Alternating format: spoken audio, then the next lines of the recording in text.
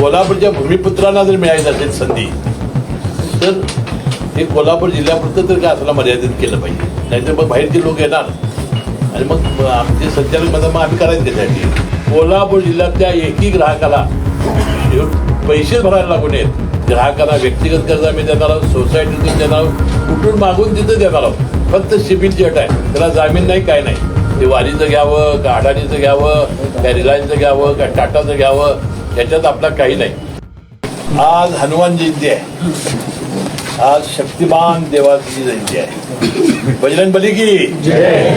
आज हनुमान जयंतीच्या निमित्ताने बँकेचा ताळेबंद जाहीर करत असताना मला अतिशय आनंद होतोय आणि वाटतं ही बजरंग बलीची शक्ती या बँकेच्या मागे या पुढच्या काळात सातत्यानं राहील असा विश्वास व्यक्त करतो.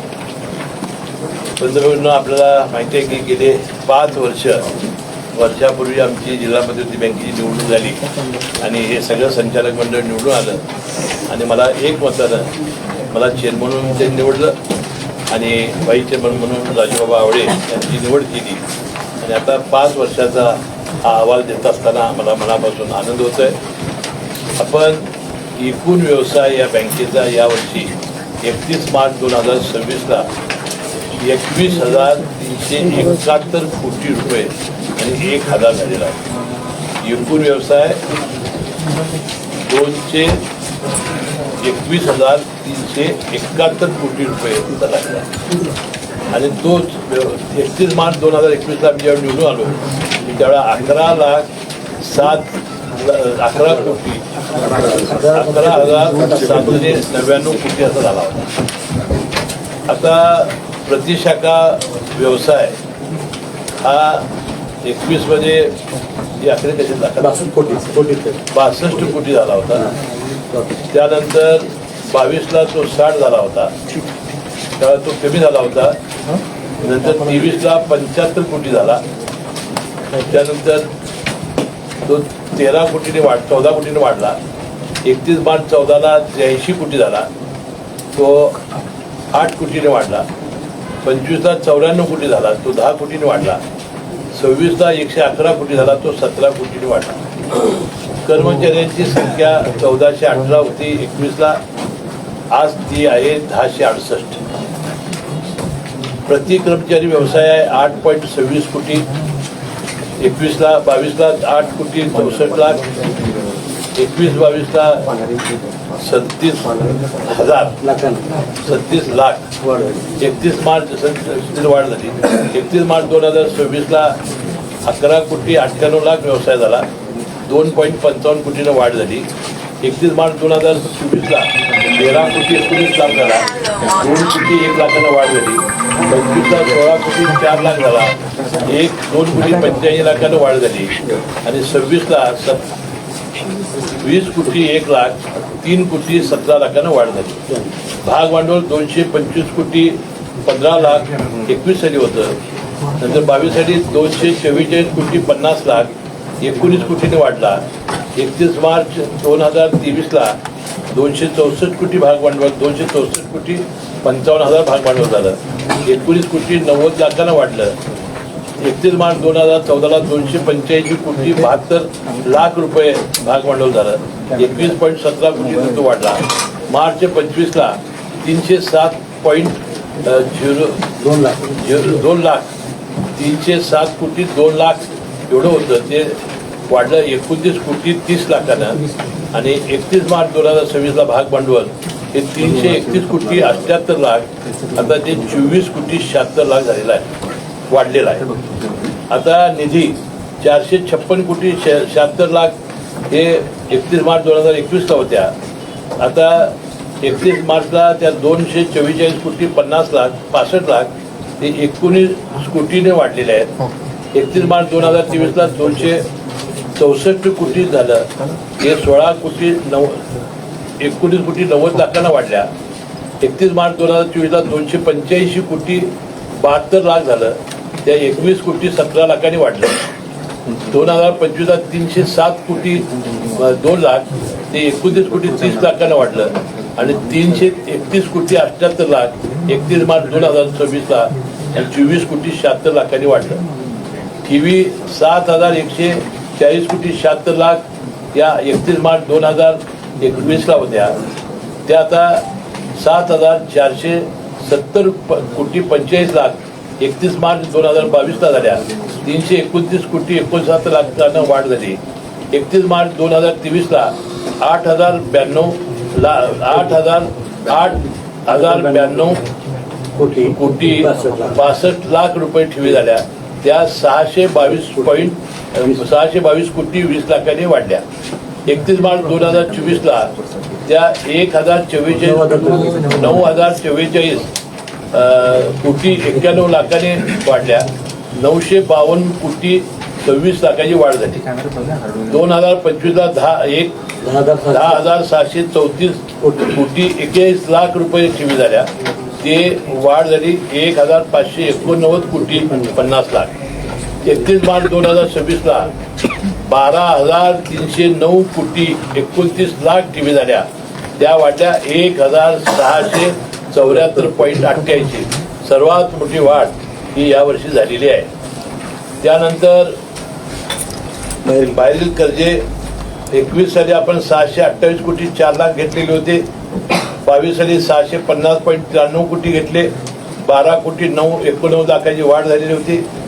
आता 23ला 654.63 कोटी घेतले. 23ला 3.70 लाखांना वाढ झाली.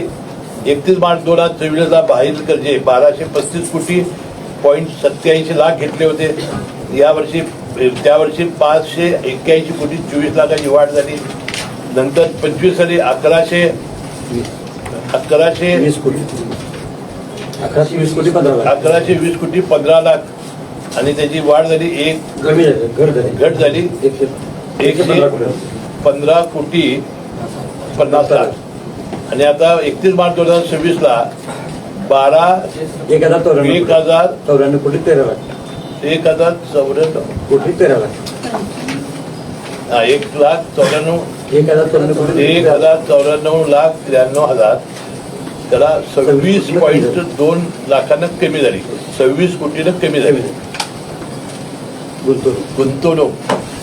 2021ला 3,296.66 कोटी गुंतवणूक होती. ती 3,107 कोटी 49 लाख झाली. ती 189.17 कमी झाली. 31 मार्च 2023ला 2,910 कोटी 32 लाख. त्यामुळे ती कमी झाली 197 कोटी 17 लाख.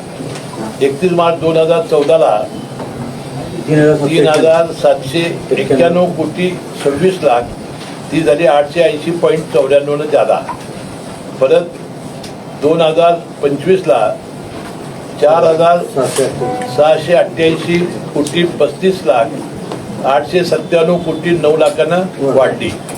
आणि यावर्षी 26ला 5,032 कोटी 74 लाख 344.39 लाखांना 344 कोटी 39 लाखांना ती वाढलेली आहे. ढोबळ नफा कर्ज बाकी 4,578.80 2021ला होती. ती आता 22ला 5,232.4 लाख झाली. ती 653 कोटीने कर्जामध्ये वाढ झालेली आहे.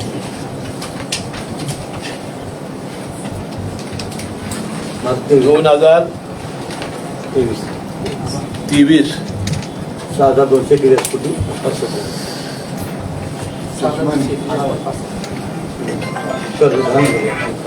6,241 कोटी 65 लाख. 2022 1,009 कोटी 61 लाखांनी वाढलेली आहे.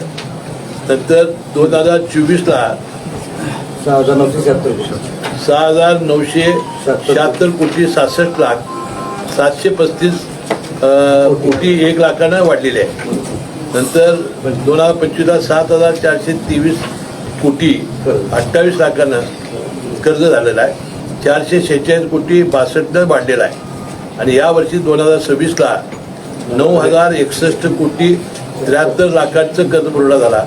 जवळजवळ 1,738.45 ही कर्ज वाढलेली आहे. म्हणजे आम्ही दिलेली कर्ज वाढलेली आहे. ढोबळ नफा 145 कोटी 78 लाख हे 31 मार्च 2021 आम्ही आलो त्यावेळी होता. 31 मार्च 2022 180 कोटी 54 लाख रुपये झाला. 34 कोटी 76 लाखांना तो वाढला. नंतर 31 मार्च 2023 203.75 कोटी झाला. तो 23 कोटी 21 लाखांना वाढला. 31 मार्च 2024 204 कोटी 56 लाख झाला. तो फक्त 0.81 लाखांना वाढला. 31 मार्च 2025 245.43 कोटी झाला. तो 40 कोटी 87 लाखांनी वाढला. आणि यावर्षी 287 कोटी 62 लाख हा ढोबळ नफा झाला आणि 42 कोटी 22 लाखांनी वाढलेला आहे. खेळते भांडवल 8,772.88 कोटी ते 9,139 साली झालं. 466.69 कोटीने वाढलं. त्यानंतर 23 साली 9,968.29 झालं. 828.72 वाढलं. 24 साली 11,730 कोटी 5 लाखांनी वाढलं. त्याची वाढ झाली 1,761.76. 31 मार्च 2025 13,345.88 कोटी झालं. ते वाढलं 1,615.83. आणि 31 मार्च 2026 15,304.88 झालं. ते वाढलं 19,58.60. नगद NPA पहिला 21 2.46 होतं. 22 0. त्याच्यामध्ये वजा 2.46 झालं. 23 0. 24 0. 25 0. आणि आता 26 0. ढोबळ NPA 21 साली होतं 5.82. ते झालं 22 3.73. वजा 2.9 घट झाली. 31 मार्च 2023 4.60 झालं. त्यामुळे वाढ झाली 0.87 ना. 31 मार्च 2024 4.36. त्यामुळे 24 वजा झालं 0.24. 31 मार्च 2025 4.39%. आता ते यावर्षी कमी झालं 0.13 आणि यावर्षी वाढलं. आणि ढोबळ NPA आता झाला 4.57 आणि 8.0.8 आता वाढ झालेली आहे. CRAR 11.46 होतं 21 साली. ते झालं 14.22 साली. त्यानंतर 23 साली झालं 14.12. त्यानंतर 24 साली झालं 14.35. त्यानंतर 25 साली झालं 15.25. त्यानंतर झालं 15.26. यावर्षी 15.50 हा CRAR झालेला आहे. नफ्यातील शाखा 191 आहेत. त्या 191च्या 191 शाखा या आपल्या सगळ्या फायद्यात आहेत. तोट्यातील शाखा एकही नाही. म्हणजे या वेळेला आमचा जो ढोबळ नफा आहे तो आहे 287 कोटी 65 लाख. म्हणजे गेल्या वर्षीपेक्षा 42 कोटीने वाढलेला आहे. आता आम्ही जे संचालक मंडळाचा जे ढोबळ नफ्यातील तरतुदी केलेल्या आहेत त्यामध्ये ढोबळ नफा गेल्या वर्षी होता 245 कोटी 43 लाख. यावर्षी आहे 287 कोटी 65 लाख. सेवा संस्था सचिव पगार आणि सक्षमीकरण 2 कोटीची प्रोव्हिजन गेल्या वर्षी होती. यावेळा 2 कोटी 70 लाखाची प्रोव्हिजन केलेली आहे. पर्सनल ॲक्सिडेंट हा जो शेतकऱ्याचा करतोय अपघाती विमा ती 1 कोटी 25 लाख होता 24-25 याही वर्षी 1 कोटी 25 लाख ठेवलेला आहे.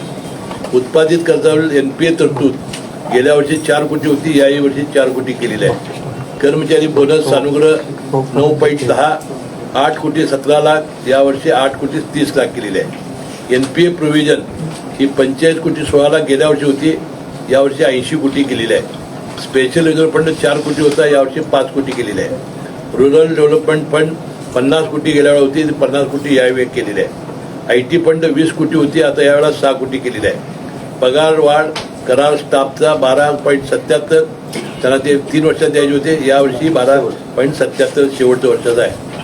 AI तंत्रज्ञानाची पहिल्यांदा आम्ही 2 कोटी केलेली होती. म्हणजे ऊसाच्या उत्पादन वाढीसाठी किंवा इतर पिकाच्या ती यावर्षी 2 कोटी ठेवलेली आहे. इन्कम टॅक्स एकूण आम्ही 32 कोटी 7 लाख रुपये इतका आपण भरलेला आहे. संस्था संगणकीकरण प्रशिक्षण 1 कोटीसाठी ठेवलेला आहे, पुढच्या वर्षी 1 कोटी ठेवलेला आहे. आणि विकास संस्था विशेष व्यासपीठ 100% संस्था ज्या करणार आहेत, PN पाटील साहेबांची नावाने जी आपण काढलेली आहे योजना, त्याला 2 कोटीची प्रोव्हिजन आपण केलेली आहे. इन्कम टॅक्स झाला वाढ झाली. आता निव्वळ नफ्यामध्ये आपण वाढ केली, त्यामुळे निव्वळ नफ्याच्या प्रमाणात 30% का 33% आपल्याला इन्कम टॅक्स भरावा लागतो. 90.6 लाख गेल्या वेळा आपण निव्वळ नफा दाखवला होता. आता 103 कोटी 20 लाख रुपये हा निव्वळ नफा दाखवलेला आहे. आता सन वार्षिक वर्षामधील नफा 90 कोटी 6 लाख आणि यावर्षी 103 कोटी 20 लाख. दिनांक 31 अखेर शिल्लक नफा 0. यावेळी 25-26ला सुद्धा शिल्लक नफा 0 राहील. आणि म्हणून या वर्षातील नफा विभागणी आपण अशी केलेली आहे, म्हणजे करणार होतं. हे आता आपण बोर्डानं पुढे झालं, बोर्ड विशेष वार्षिक साधारण सभेमध्ये ठेवील आणि त्याला मंजुरी होईल. आता नफा 103 कोटी, वैधानिक राखीव निधी जो ठेवावा लागतो 25%, तो आता यावर्षी आम्ही 30% ठेवलेला आहे, 30.96 लाख. शेती कोटी, शेती पद्धतीचा निधी हे कायद्याने काढावं लागते 15%, ते 15 कोटी 48 लाख. प्रस्तावित लाभांश 10% प्रमाणे 30 कोटी, म्हणजे आपण जे संस्थांना बोनस देतो, डिव्हिडंड देतो. IPDI बॉन्ड आम्ही गेल्या वेळा काढले होते, त्याची कर्जवडे परत निधीसाठी 5 कोटीची आपण तरतूद केलेली आहे. इमारत निधीला 14 कोटीची तरतूद केलेली आहे आणि लाभांश समीकरण निधीला आपण 7 कोटी तरतूद केलेली आहे. असा 103 कोटीचा निव्वळ नफ्याची तरतूद करून आपण संचालक मंडळासमोर ठेवणार आहोत. आता आमची पुढची उद्दिष्ट पुढच्या वर्षीची काय आहेत?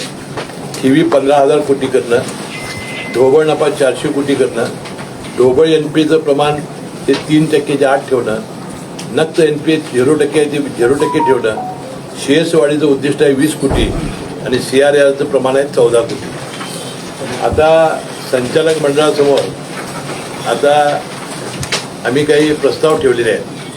आता जी 25-26ला बँकेमध्ये जवळजवळ 29 कारखाने आपले कर्ज पुरवठ्यासाठी आहेत. त्या कारखान्याचा एखादा कारखाना वगळता या सगळ्या कारखान्यांची 1,831.99 कोटी इतकी FRP आम्ही या कारखान्यांना दिलेली आहे. आणि आज 2 तारखेपासून संपूर्ण FRP हे एखादा कारखाना सोडून आम्ही पूर्णपणाने बँकेने त्याला सहकार्य केलेलं आहे. आता आपली एक सामाजिक बांधिलकी म्हणून सातत्यानं नफ्यामध्ये होणारी वाढ आणि इन्कम टॅक्स भरायला लागतोय म्हणून आपण प्रधानमंत्री सूर्यघर वीज योजना त्याचा कर्ज प्रकरणासाठी आपण प्रस्ताव आणतोय. यामध्ये केंद्र सरकारने विजेची मागणी पूर्ण करण्यासाठी त्यावर असणाऱ्या मर्यादेचा विचार करून अपारंपरिक विजेतून वीज निर्मिती होऊन देशातील नागरिकांना दरमहा 100 ते 300 युनिटपर्यंत मोफत वीज मिळावी याकरता ही योजना पंतप्रधान नरेंद्र मोदी साहेबांनी आणलेली आहे. त्यामध्ये जिल्हा मध्यवर्ती बँकेनं आम्ही त्यामध्ये पुढाकार घ्यायचं ठरवलेलं आहे.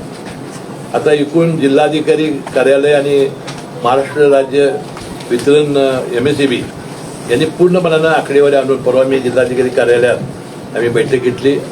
जिल्हाधिकारी कार्यालयाचे जिल्हाधिकारी अमोल अडगे यांना आम्ही अध्यक्ष केलं. त्यानंतर लटपटे म्हणून चीफ इंजिनियर आहेत MSEBचे, मेडाचे एक अधिकारी आणि बँकेचे MD यांनी समिती केलेली आहे. त्यांनी आता सगळे जे व्हेंडर्स आहेत की जे हे सोलर पॅनल बसवत आहेत त्यांच्याशी चर्चा करून कमीत कमी दर जर ठरवले तर ते दर आम्ही सगळ्या ग्राहकांना व्यक्तिगत कर्ज आणि सोसायटीतून देणाऱ्या शेतकऱ्यांना देणार आहोत. फक्त त्या ग्राहकाला आम्ही फक्त सिबिल बघणार आहोत यावर्षी आणि पुढच्या वर्षी फक्त वीज बिल भरेल त्याचं जे वीज बिल येईल तेवढाच त्याला हप्ता असेल. आणि जास्तीत जास्त आमचं प्राधान्य जे आहे ते 1 किलोवॅटला आहे. 1 किलोवॅटला आपल्याला 6% व्याजानं आम्ही कर्ज देणार आहोत. मुदत आहे 42 महिन्याची. त्याला जे वीज बिल येते ते त्याला भरायचं हप्त्याच्या पोटी. नंतर आपण 2 किलोवॅटला 7% व्याज राहील, 36 महिन्याचे हप्ते आहेत. आणि 3 किलोवॅट हा जरा मोठा ग्राहक आहे त्याला 8%नं 36 महिन्यामध्ये हे वीज बिल त्यानं भरायचं आहे. हे वीज बिल त्याचं जे येईल महिन्याचं तेच त्याचं हप्ता ठरेल.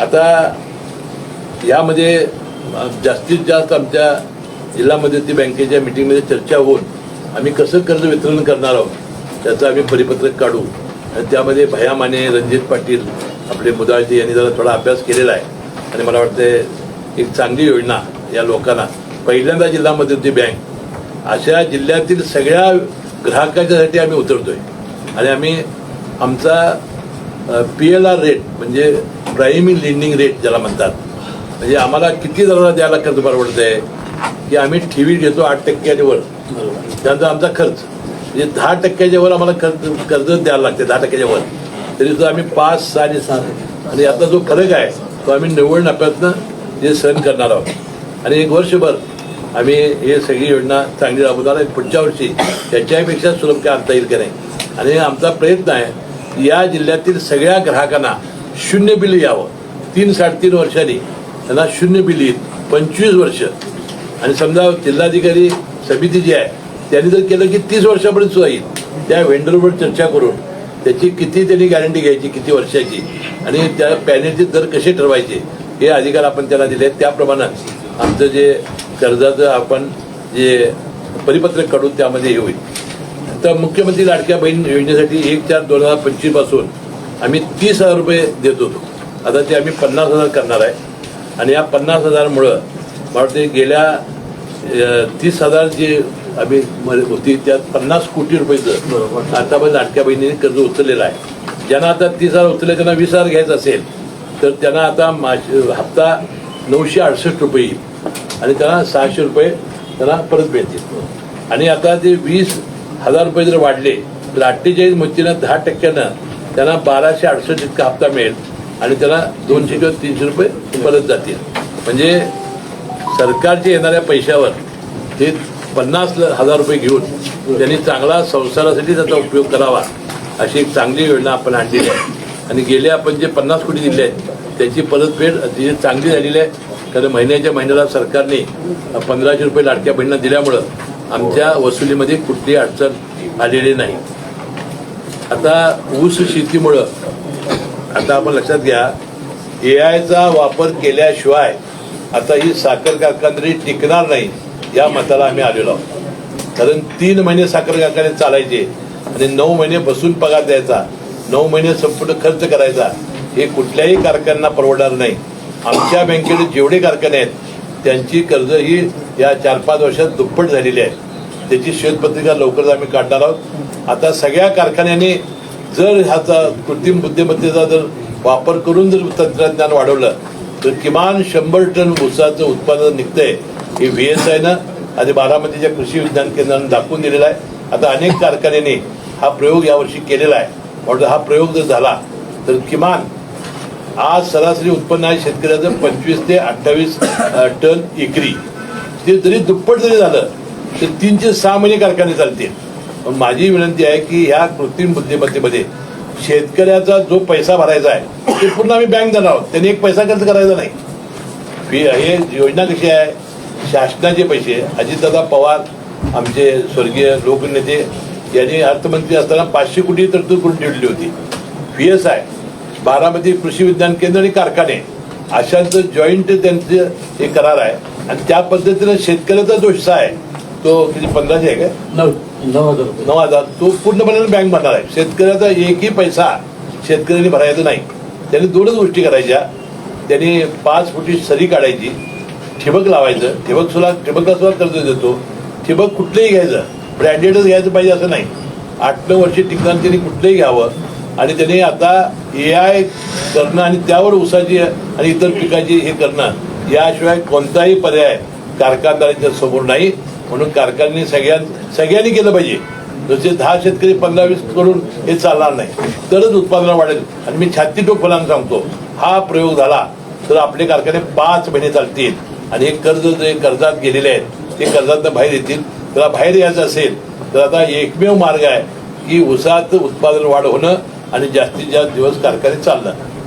आता PN पाटील साहेबांच्या नावानं आपण 100% वसुली करणाऱ्या आपण 1% सूट देतोय व्याजदरात. ती पुढच्या वर्षी जादा वाढण्याची आम्ही तयारी दाखवलेली आहे. मला वाटतं या वर्षी सुद्धा जर जनरल बॉडीनं मान्यता दिली तर 2% करण्याचा सुद्धा आमचा विचार आहे. त्यानंतर केंद्र शासनानं 2008 साली केंद्रानं कर्जमाफी केलेली होती. दुर्दैवानं कमी मंजुरीपेक्षा जास्त असलेल्या 112 कोटी रुपयाचे आपल्याला कर्ज वाटप हे चुकीचं आढळलं म्हणून त्यांनी वसूल करून घेतलेलं होतं. आणि आपण अनेक वर्ष आपण झगडत होतो. कोट्यावधी रुपयाचा खर्च जवळ 2-3 कोटी रुपये बँकेने त्यासाठी खर्च केला आणि आम्ही शेतकऱ्यांच्या वतीनं याचिका दाखल केली आणि उच्च न्यायालयानं आमच्या बाजूने शेतकऱ्यांचा निकाल दिला. परंतु नाबार्ड हे सर्वोच्च न्यायालयात गेलं आणि जवळजवळ 14 वर्ष ही लढाई लढली आणि परवा सुप्रीम कोर्टाने निर्णय दिला की नाबार्ड आणि केडीसी बँकेच्या अध्यक्षांनी तात्काळ बैठक घेऊन तोडगा काढावा. आवश्यक असल्यास केंद्र सरकारची सल्लामसलत करावी. शेतकरी बँक नाबार्ड या तिन्ही घटकांच्या समतोल विचार करावा. तोडगा न निघाल्यास न्यायालय स्वतः निर्णय घेईल आणि 6 मे 2026 ही सुप्रीम कोर्टाने शेवटची तारीख ठेवलेली आहे. आमच्या दोघांमध्ये एकमत झालं नाही. आता आमचं एकमत व्हायची काही गरज नाही. आमचं म्हणणं आहे की 112 कोटी रुपये व्याजासह आमच्या शेतकऱ्यांचे द्या. सगळ्या सोसायटी अडचणीत आलेल्या आहेत, शेतकरी अडचणीत आलेले आहेत.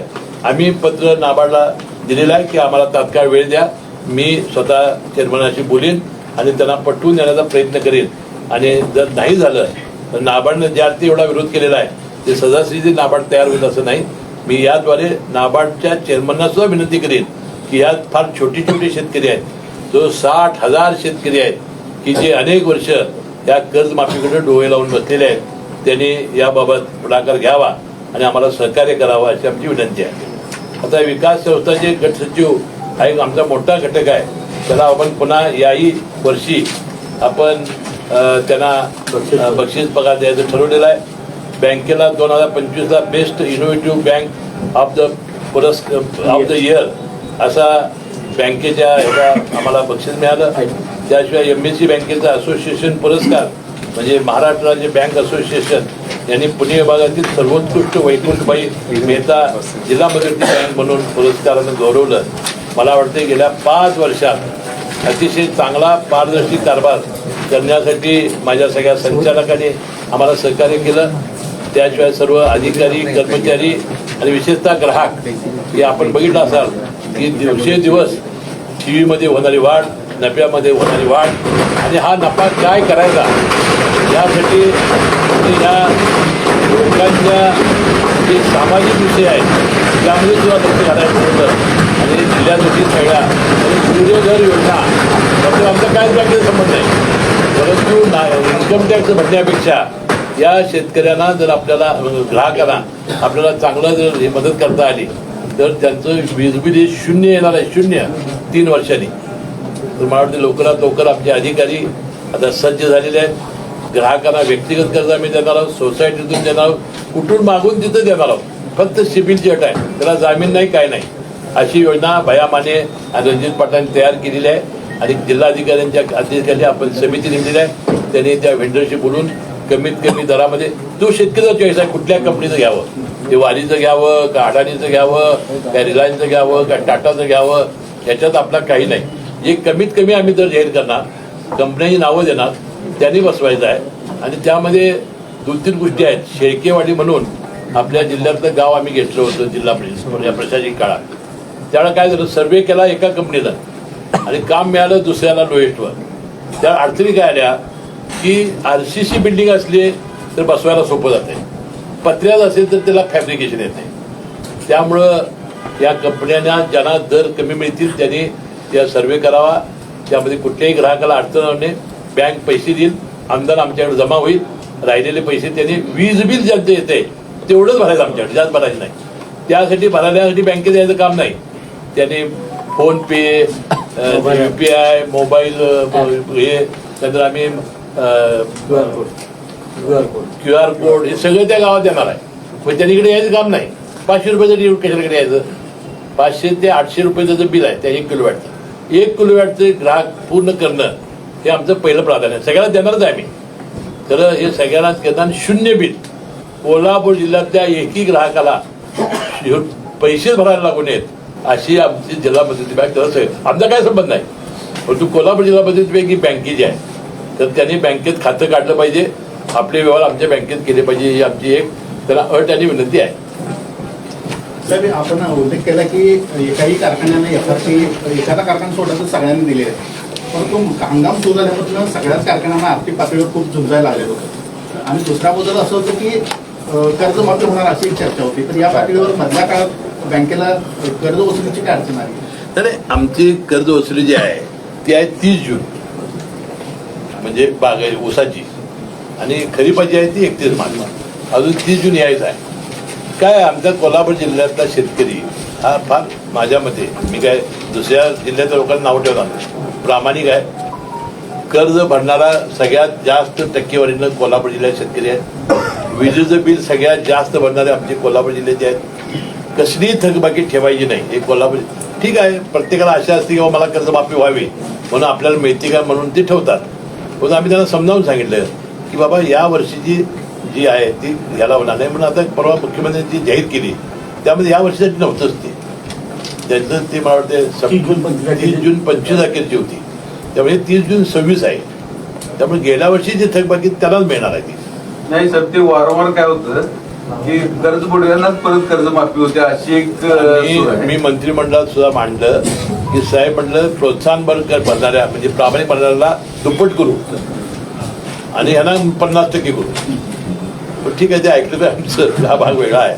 परंतु तुम्ही म्हणताय त्या समताची मी सहमत आहे. दुसरे नाबार्ड करून ते 112 कोटी रुपये. त्याच्यावर काय मत आलं मग? तुम्ही ते मुद्दा म्हणाले काय झालेलं आहे की विदर्भामध्ये, खानदेशमध्ये, मराठवाड्यामध्ये तिथं दुष्काळ फार पडतो आणि तिथं बागायचं क्षेत्र कमी आहे. त्यामुळे ते थकबाकीचं प्रमाण तिथं जास्त वाढते. त्यामुळं प्रामाणिकपणानं भरणारे तिथं शेतकरी जरी असले तरी त्यांच्या नैसर्गिक आपत्तीमुळं त्यांना ते भरता येत नाही. त्यामुळं हा निर्णय घ्यावा लागतो असं मुख्यमंत्री महोदयांचं म्हणणं आहे. कर्जमाफीचे 112 कोटी साहेब संस्थाकडून आपण वसूल केले ना? आम्ही दिले त्यांना परत. जे आम्ही वसूल केलेले होते ते आम्ही ह्या अशाच नफ्यातून, आता तुम्हाला सांगतो हे बघा, हा 500 कोटी रुपये नफा झाला असता आमचा आज ढोबळ नफा. आता काय काय केले बघा आम्ही. हे बघा, एक्सपोजर या 2 वर्षामध्ये 3 वर्षामध्ये रिझर्व्ह बँकेनं युनिट एक्सपोजर आणि सेक्टोरल एक्सपोजर म्हणून फार मोठी अट आणली. म्हणजे एका कारखान्याला किती कर्ज द्यायचं आणि सगळ्याला मिळून किती द्यायचं. त्यानं बँक अडचणीत देऊ नये एखादा व्यवसाय अडचण आला म्हणून. आणि त्यामुळं आम्हाला 1098 कोटी हे इतर बँकांचं कर्ज आम्हाला घ्यावं लागलं.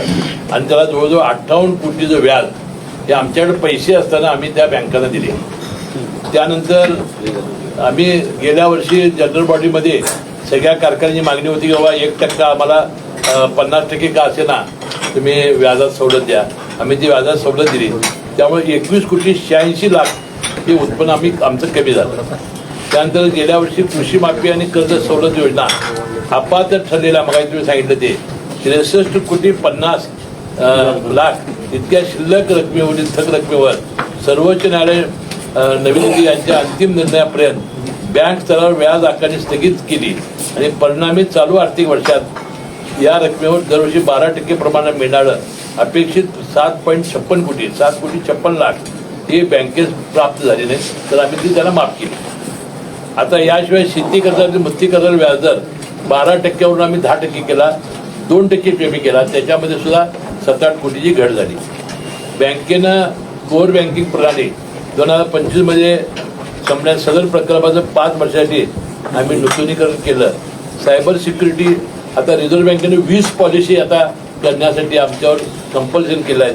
त्यासाठी आम्हाला जास्त खर्च करावा लागला आणि त्याचं डिप्रिशिएशन या 5 वर्षात आम्हाला धरायला लागलं. त्याचंही या नफ्यावर परिणाम झालेला आहे.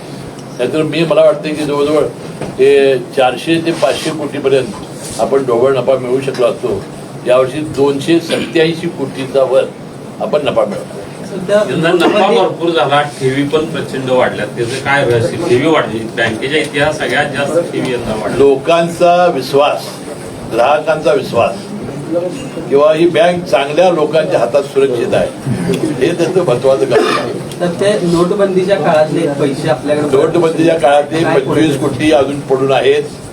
सुप्रीम कोर्टामध्ये ती तारीख होती. सुप्रीम कोर्टानं निर्णय घेतला. त्यांनी केंद्र सरकारच्या अर्थ विभागाशी संपर्क साधायला सांगितलं. असं जर सांगितलं आता आम्ही संपर्क साधलेला आहे. ते नाही झालं तर पुन्हा आम्ही जर ते नाही दिलं तर आम्ही पुन्हा सुप्रीम कोर्टात जाणार आहोत. साहेब साधारण राज्यातल्या अशा किती बँका आणि किती रुपये असतील? ज्यावेळेला मी ज्यावेळेला ऐकलं होतं त्यावेळेला अहमदाबाद जिल्हा मध्यवर्ती बँक होती, आम्ही होतो, नगर होती, सांगली होती, पुणे होती, नगर आणि कोल्हापूर. ते 10-12 ते होत्या. पण आज काय मला पाठ नाही, फार वर्ष झाली. तर आता नोटा या आता वाढवी लागलेली आहे. या टेक्नॉलॉजी वापरणाऱ्या शेतकऱ्यांना जे अनुदान आपण देतो आतापर्यंत किती शेतकऱ्यांना अनुदान दिले? आतापर्यंत फक्त 1.5 लाख रुपये गेलेले आहेत. 20 शेतकरी गेलेले आहेत. अजून सुद्धा आता काय होतंय, शेतकऱ्याचा एक स्वभाव असतो, एकमेकाचं बघितल्याशिवाय करत नाही. आता यावर्षी आपण त्या कारखाने ज्यांनी केले 5 कारखाने केलेला आहे. म्हणजे आमच्या शेतात सत्तापती घोटपणे केलेला आहे, बिजली कारखाने केला आहे, मला वाटतं शाहू कारखाने केला आहे, 4-5 कारखाने केलेला आहे. त्यांनी आता आपले प्लॉट शेतकऱ्यांना दाखवावेत. माझं तर अतिशय उत्तम आहे. आमच्या कारखान्यात 100 टन येणारच, 100% तुम्हाला घेऊन जातो. का तर प्रसिद्ध लोकांनी सगळ्यांनी केलं पाहिजे. ते 3 महिने साखर कारखाना झालंय, कसं व्हायचं, चालायचं ते. साहेब सगळं चांगलं आहे, पण कर्मचाऱ्यांची संख्या फक्त कमी आहे. त्याची भरती कधी आहे काय? कारखान्याने गाळप क्षमता वाढवली कशाला? गाळप क्षमता वाढवली यासाठी की कमीत कमी शिपारी साहेब जास्तीत जास्त उत्पादन करण्याची वाढवली. नाही, पण तेव्हा साखर कारखान्याचा अहवाल यायला पाहिजे ना की ह्यांच्याकडे नाही, याबद्दल सुद्धा काय करतो आम्ही, एक तुमची कार्यशाळा घेतो, तुमची नव्हा, शेतकऱ्याची तुम्हाला बोलवतो. बरोबर, ते अतिशय म्हणजे मायक्रोसॉफ्ट बरोबर त्यांचा करार आहे. रोजच्या रोज मराठीत शेतकऱ्यांना त्यांचा मेसेज येतो. साहेब, ठेवीच्या प्रमाणात वाढ झालेली आहे, बँक चांगल्या लोकांच्या हातात आहे असं लोकांचा विश्वास आहे असं तुमचं म्हणणं आहे. मात्र माझं नाही, लोकांचं म्हणजे म्हणणं. लोकांचं म्हणणं आहे असं तुमचं म्हणणं आहे. आता या सगळ्या पुढच्या निवडणुकांमध्ये केलं का सगळं? यातल्या बहुतांशी लोकांना निवडणूक लढवता येणार नाही आहे ही बँकेची. कशा पद्धतीनं तुमची अपेक्षा आहे हे बघा, मी तर पहिल्यापासून कधी या वेळेला पाय उतार व्हायचं सोडलं होतं. त्यामुळे मला काय त्याच्या फार वेदना झालेल्या नाही. परंतु जे अजूनही तरुण आहेत, ज्यांनी आता 10 वर्षे काढलेली आहेत, त्यांनी खरोखर शेवटी लोकांच्या चेहऱ्याकडे बघून लोक विश्वास ठेवतात, शिवी ठेवतात. आता अनेक आमचे जे संचालक आहेत, मंत्री म्हणून आहेत किंवा आहेत, ते मुख्यमंत्री महोदयांना भेटून प्रयत्न करतायत. आणि मला वाटतंय की काहीतरी त्यातून मार्ग निघेल असं मला वाटतंय. साहेब, ग्रामीण भागातल्या शाखामध्ये कर्मचाऱ्यांना ताण पडतोय. नवीन कर्मचारी भरती कधी आता होणार? झालेला काय आहे की नवीन नोकर भरतीसाठी सरकारनं नवीन GR काढलेला आहे. ऑनलाईन पद्धत ठेवलेली आहे. 4-5 कंपन्या दिलेल्या आहेत, IBPS, TCS आणि MTCL. आणि त्यामध्ये नोकर भरती करावी असं त्यांचं म्हणणं आहे. आता साताऱ्यात सुद्धा काही ती म्हणजे एका दुसऱ्या कंपनीमार्फत झाली होती, कारण त्याला मुख्यमंत्री मोदींनी स्थगिती दिली. आता आमचा प्रयत्न काय आहे की कोल्हापूरच्या भूमिपुत्रांना जर मिळायची असेल संधी, तर हे कोल्हापूर जिल्ह्यापुरतं तर काय असला मर्यादित केलं पाहिजे. नाहीतर मग बाहेरचे लोक येणार आणि मग आमचे संचालक मग आम्ही करायचं त्यासाठी. तोडगा कसा निघणार म्हणजे? आता तोडगा काढू आम्ही काही.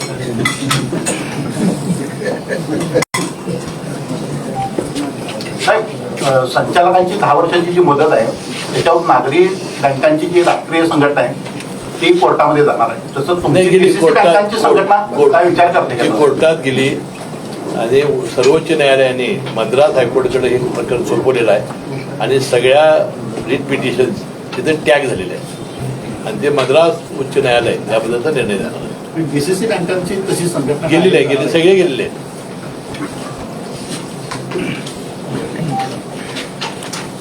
मला वाटते मी पुन्हा एकदा आमच्या बँकेचे ग्राहक, ठेवीदार, बँकेचे माझे सर्व संचालक, सहकारी, बँकेचे कर्मचारी, अधिकारी, MD सगळ्यांचं मनपूर्वक आभारी आहे.